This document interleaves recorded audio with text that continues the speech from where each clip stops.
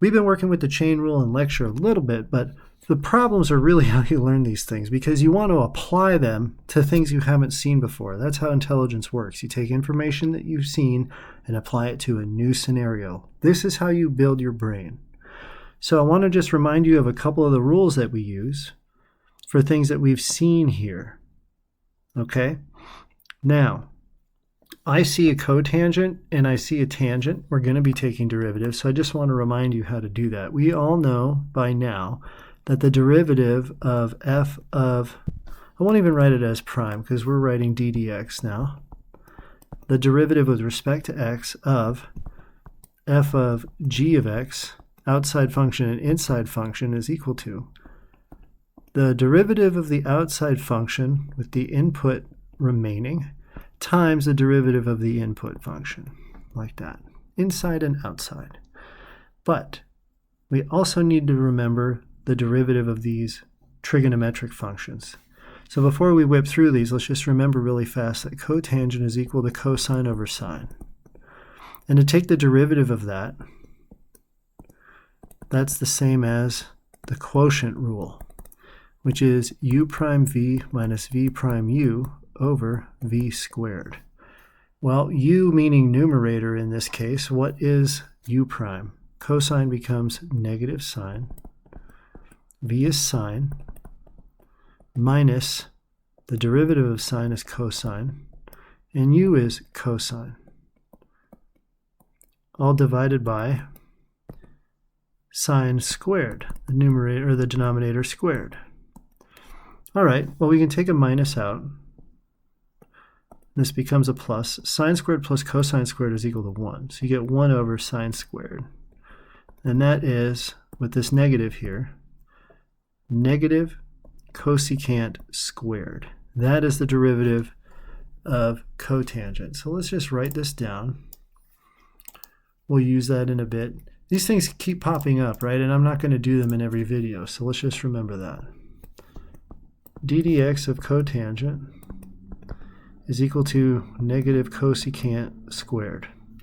And what about tangent?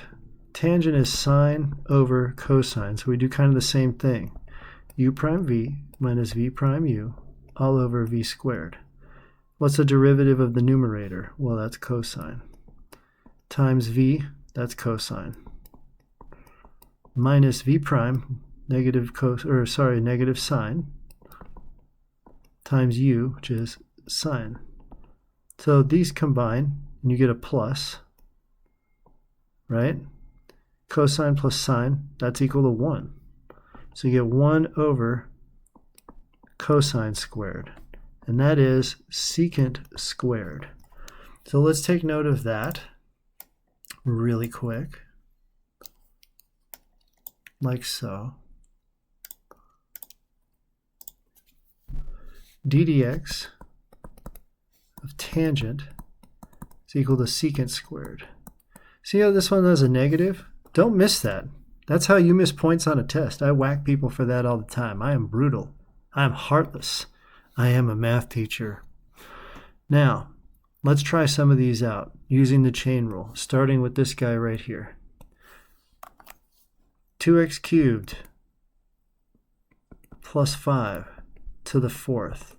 First thing it says is write the composite function in the form f of g of x. So what's our inside and outside function?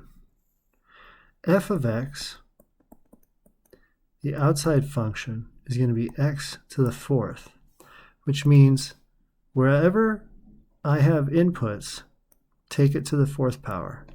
This is going to be the input that's going to be taken to the 4th power, which means that g of x is going to be 2x cubed plus 5. Are you able to see that? Which means if I write g of x, it can be replaced with 2x cubed plus 5. So if I want f of g of x, I get f of 2x cubed plus 5.